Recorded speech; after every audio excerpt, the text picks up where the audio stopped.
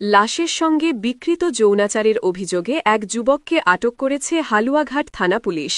আটককৃত ব্যক্তি হালুয়াঘাট পৌর শহরের উত্তর খয়াকুড়ি গ্রামের মৃত জয়নাল মিয়ার পুত্র আবু সাইদ।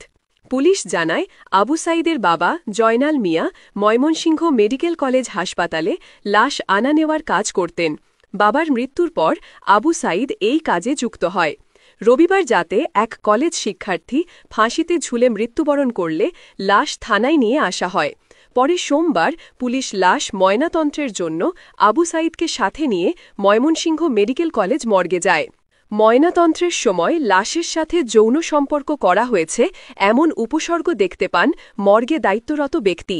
এ ঘটনায় আবু সাইদ সবার অগোচরে লাশের সাথে বিকৃত যৌন আচরণ করেছে বলে হাসপাতাল কর্তৃপক্ষের সন্দেহ হলে বিষয়টি পুলিশ প্রশাসনকে অবহিত করে হাসপাতাল কর্তৃপক্ষ।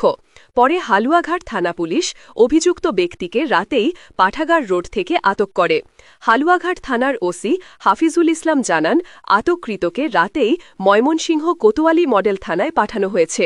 ময়মনসিংহ কোতোয়ালি মডেল থানার ওসি তদন্ত সাইফুল ইসলাম বলেন, এ বিষয়ে আইনগত ব্যবস্থা প্রক্রিয়াধীন রয়েছে।